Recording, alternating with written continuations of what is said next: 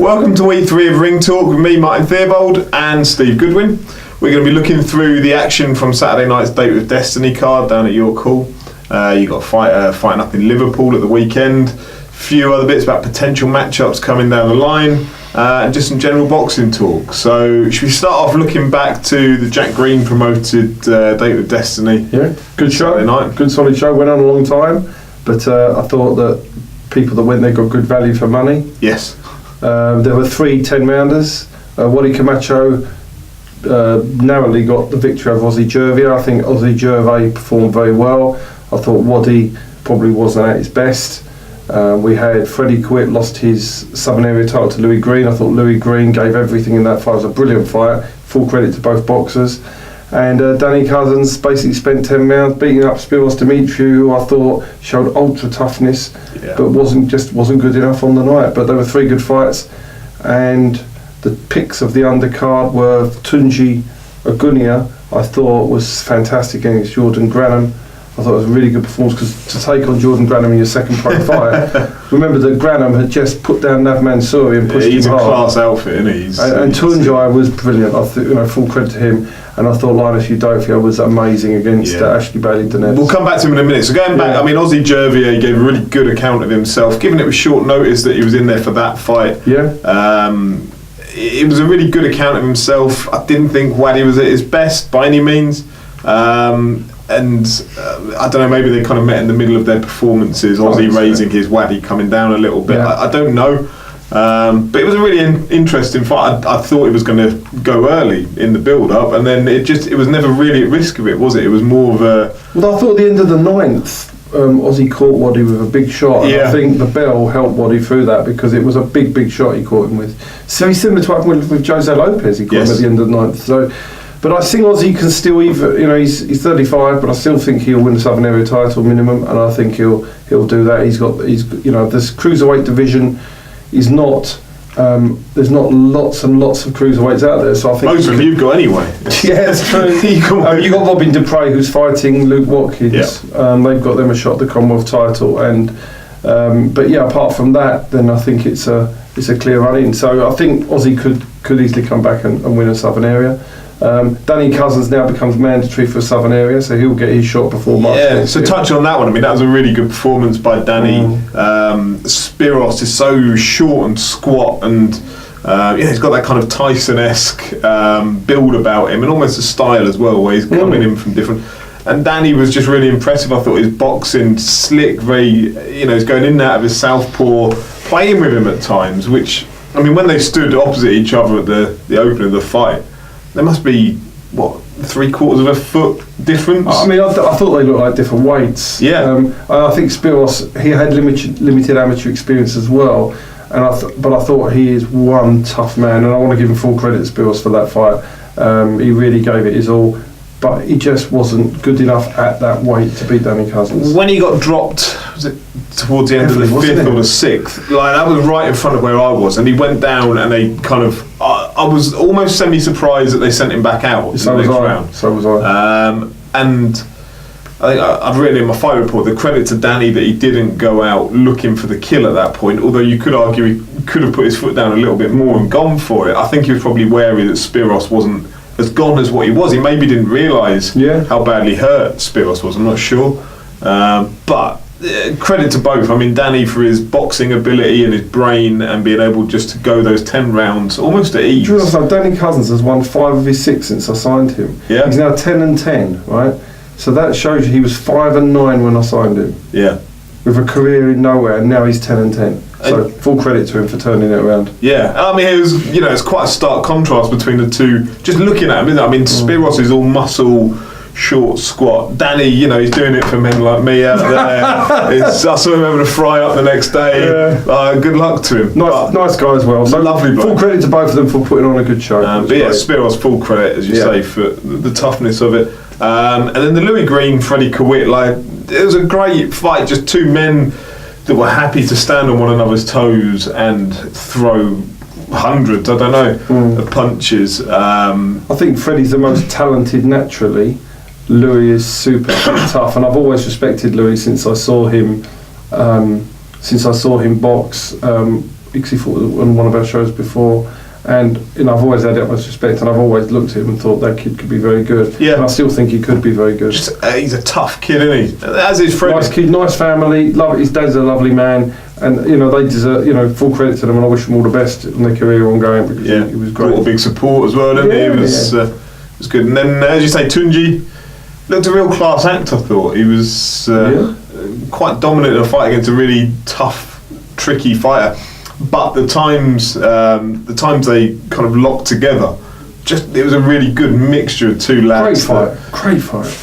But that early on in his career, but Tunji, if you're watching, fair play, because that was a risky, hard fight. He goes up to 6 rounds now in December. We're not hanging about with him. Does he? He's not the youngest, and so now we're making a move up to 6 rounds and going to crack on. And he's coming out of a gym that you speak very highly of. Fantastic gym. The trainer, a guy called Xavier Miller.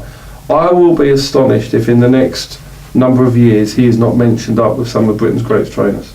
He's that good, and he's working with Don Charles. He's good friends with Don Charles, and Don Charles is bringing him along. Okay, and that's where the connection comes. But I think in years to come, he will be up there as one of the top. And what's the gym called? It's called. IQ Gym. In Neasden. You were down there the other week. Yeah, we're down to see them, and they've got some really good kids. Youssef, Khoumari is now on the Divine card, and there's on the Divine's card on the Gross Cots card, and they've got some really good kids. Yasser, who's coming out in November. There's some debut kids coming through. Dennis Wahomi. They're really good kids. This gym they're just going to be mopping up titles in the program. Is that another one where you've built quite a nice kind of strategic relationship with the trainers? Because I think the key is the way you work is if you get to know the gym and the trainers and they trust you and they know what you're doing, you just have this relationship that makes it easier to work together with them. Yeah. As you know, we don't work with every gym and every trainer because if we haven't got the right relationship, it doesn't work. But Xavier is brilliant. He's I've got total faith in everything he says, total faith, and therefore it makes it easier for me to work with him and manage his fighters. And the other one that you mentioned earlier, Linus Udofia, I sing from the rooftops about Linus Udofia, about everything I can on social media, on the podcasts that I do. Anyone that will listen, I tell them to look out for this kid because not only is he a fantastic talent, he's a nice lad, he's very respectful, he's got everything about him that I think he can go a long way. He sells tickets. Yes. It does help for even because he's going to be a TV fighter, there's no doubt. So when he progresses onto the TV world, he's going to bring a following with him as well. So he's just got the total package. Yeah. There's something very good about Linus. But I think we're going to cut now to, there's a clip that we've got of the knockout from the Ashley Bailey-Demetz fight on Saturday night. If you have sensitive eyes, turn away now because it's quite a bit of a vicious one that he sends him down with. So we're going to cut to that now.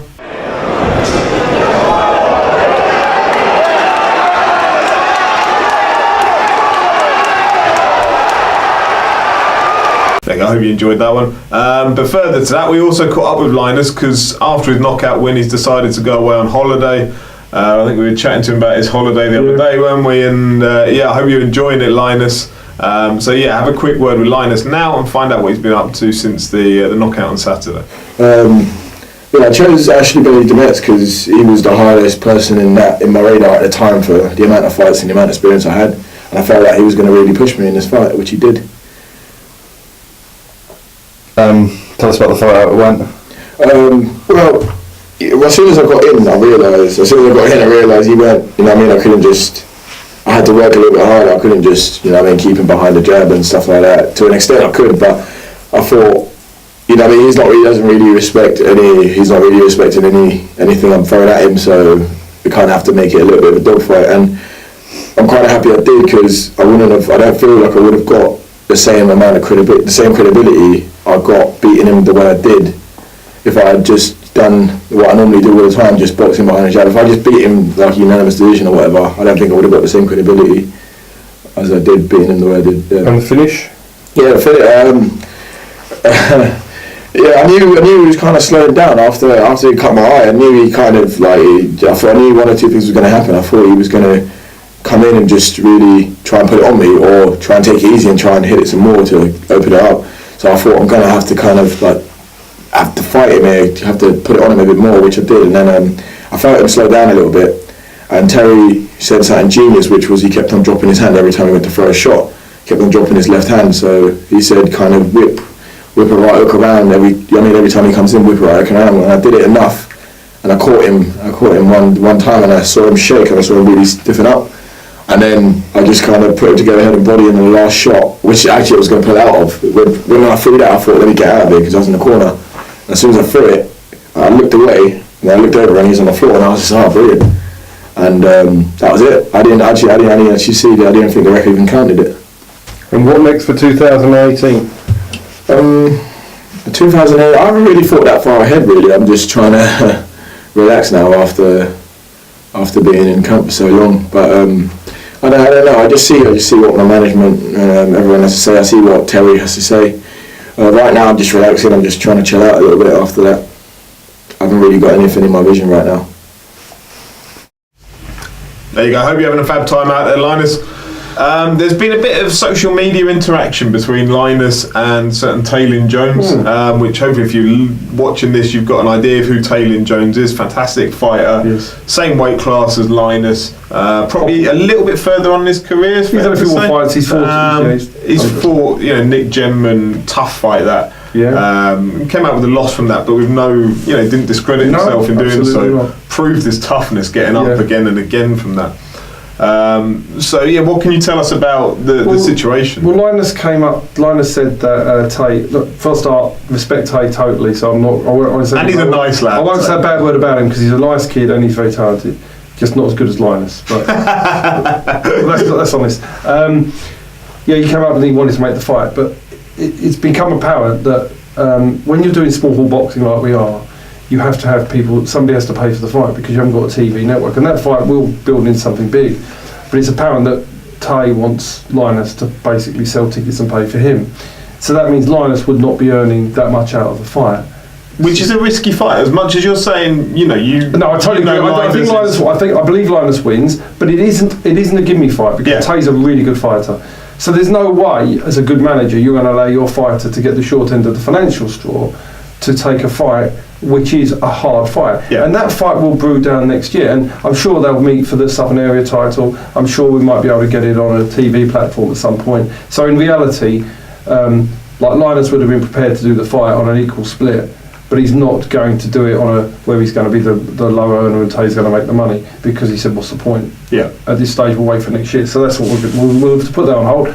If Tay's watching this or anybody else is watching it, no disrespect to him, it'll be a brilliant fight. But Linus is just going to improve and improve and improve. The longer Tay leaves it, the lower his chances go. But also the fact is they're two young lads, both on an upwards trajectory in their careers, so they're going to meet at some point, you suspect. I believe so. If Tay keeps, I said to Tay yesterday, just keep winning, because if he keeps winning, then that fight will happen, and it will just be a bigger fight. Yeah. And so I think possibly down the line that works. Yeah. There was a question we had from Craig at Fight Talk. Check them out. They do loads of quality work in terms of interviewing kind of small hall fighters through to Craig's got an obsession with Cubans at the moment. Don't know what it is, but there you go. People or cigars. Possibly both. He asked the question, your card at the weekend had 18 bouts, and by yours I mean Goodwin boxing. I wondered if this was financially beneficial for a promoter, tickets and bar sales, or was it a riskier decision? Well, let's just talk about this generally. I don't know what Jack's profit and loss was from the weekend, but in reality, bar sales the venue keeps, so at your call you don't have any percentage of the bar sales, so it's relevant to that. When you're trying to promote, if you end up with a 10 fight card, 11 fight card, you're guaranteed to lose decent levels of money. So the more fights you have on and the more ticket sales you can generate, then you have more of a chance to break even. So in reality, the more fights on, the more chance the promotion has to break even. I mean, presumably 90% plus of the income stream is from the ticket sales, and then some sponsorship or things like that? Or? It'd be more than 90%. Yeah, more than 90%. It depends on ticket sales. We're fortunate to have Lonsdale for sponsoring, so it's very, very much appreciated to them. But it's ticket sales are key. So obviously you end up with more ticket sales and more fights you have on. Yeah. So hopefully that clarifies it for you, Craig. He asked another question. Do you think managers should inform their boxer of every offer of a fight made for transparency purposes, or do you think they should keep some to themselves? because we know some fighters will fight anyone, anywhere, and the sensible career move would be to shield them from that. Depends on it. I would tell the fighter of every offer and tell them they're not taking it, but I think they've got the right to know of every single offer that's made. So if anybody makes an offer, I immediately tell the boxer. I believe that's the right thing to do. Do you go to the boxer or the trainer or both? The boxer. I would always tell them, but I also tell the trainers, we discuss with the trainers, you make sure the box is conveyed to the boxer. You might tell the trainer first and then the boxer, because it might be something where you're sort of thinking, should we, shouldn't we? And you speak to the trainer first and he says, yes, I think it was a good fight, or no, I don't. So you may be like that, or it may just be a ludicrous fight. I mean, for example, Frank Buglioni was offered Andre Ward fight about 3 or 4 weeks ago. So immediately we tell Frank. Yeah. So it's an immediate thing. And then Andre Ward retired to get out of that fight. Correct. Didn't want any of Frank. No, exactly. So he just ran. But because probably we hadn't told him we didn't want it, and he thought we might take it, so he decided to retire. But no, you tell the boxers of every single fight, and then you will say your opinion about whether. I had a boxer this morning that had been told directly from somebody this had been offered a fight, and he said, "Oh, I really want that fight," and I said, "You're not doing it." So it wasn't. There was no choice. He mustn't do that fight because it was the wrong fight. Yeah. Boxers. The reason boxers have a manager is to guide them, and we don't take fights for money. We take fights for the right reason. Yeah. If a boxer is coming to the end of his career and he wants one final payday, that's totally a different scenario than if he's trying to build a career for somebody. Yeah. There was one more from Paul Altai, winner of tickets from last week. So cheers for your question then, Paul. And now, when building a card, is putting on competitive fights at the foremost of your thoughts rather than showcasing a fight in a walkover? Both. Okay. So it depends surely on where the fighter is. Correct. At their You've got to take a scenario. If you take Saturday, Tunjai Gunya was his second fight. He had a really cracking fight. Linus Udofia in fight 6 had a really cracking fight, a competitive fight. That's where they felt they were. I had other kids that were on 1 and 2 and 0 that need slower developing. They are therefore having what I consider to be fights that I think are comfortable wins for them. So you have some of them. Then you get fighters, Ozzy Jervier, Wadi Camacho, Freddie Kowitz. You have a mixture of it. You've got to be sensible. I don't agree. There are some shows and there are some coming up in the near future where it's full of the whole thing of left hand beating right hand. I think that's a cheat on the public and a cheat on everyone. But I think the public have to understand that when you're building a fighter's career, that's part of the job. I think trying to sell the Anthony Yard fight in his last fight as being a competitive fight was ridiculous because it was a walkthrough. So those sort of things are in my opinion, are not giving the public what they think, because they think they're going to watch Anthony Yard in a competitive fight and he's just far too good. Yeah. So I think that's to me not what we like to do. But I think it's really important to have a balance when you put a show on, and I think that's what we try to do. And I think, but you can't do it in all the fights. Yeah. Right, we're going to take another quick break to go and have a look at Youssef Khoumari, someone you mentioned earlier, when was that in action? 3 weeks ago? 2.5 weeks ago? Fantastic talent, like absolutely phenomenal performance, and someone that got me quite excited. Sat ringside, so I'm sure as manager, very excited with him. He's on the Groves card now, so we got him straight on there. So another one training with Xavier. Yeah. Youssef Khoumari is going to introduce himself and give you a bit of information about him.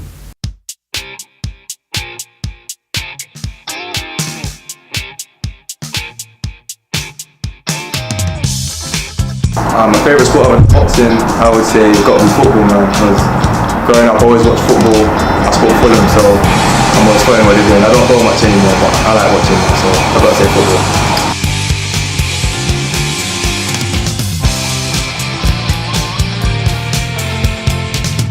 Fact about me that no one else knows is before I started boxing, I started doing taekwondo. I got the black belt in that, so yeah, that's a fact that no one really knows about me.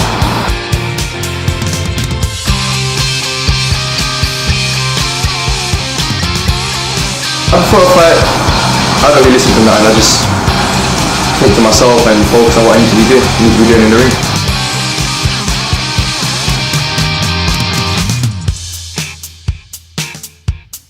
After a fight, I like to go eat anything, McDonald's, KFC, you name it.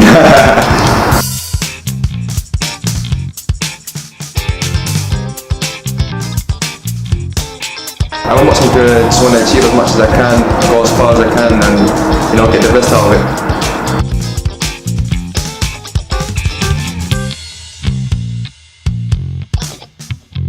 I said boxing my personal trainer, so you know I work with a lot of clients, helping them reach their goals and that sort of thing. So yeah.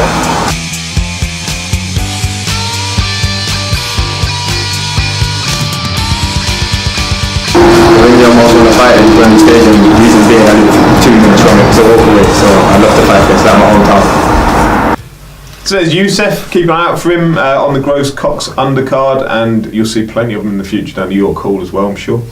So just to finish off, you've got Friday night where we're going to be down in London, the Lancaster Hotel, causing mayhem. The Boxing Awards dinner. Yeah, so what does that entail for people at home? It's fights of the year, trainers of the year. Yeah, a load of awards, and everybody gives everything, and basically we've got a table of 10 for the Goodwin people, which is going to be good. So we're going to have a good, something like that. Yeah. So I think we're setting off at 2 in the afternoon. We're going to get back at probably 3 or 4 in the morning. But that was before I knew I had to go to Liverpool the next morning. So speaking of which, you're up in Liverpool for Derek Chisora making his Matchroom so travelling up kind of debut since he signed with them, although he's been on their shows before. Yeah. So there's no word, I don't think, on who he's fighting. Yeah, we've got it. He's a Croatian. Okay.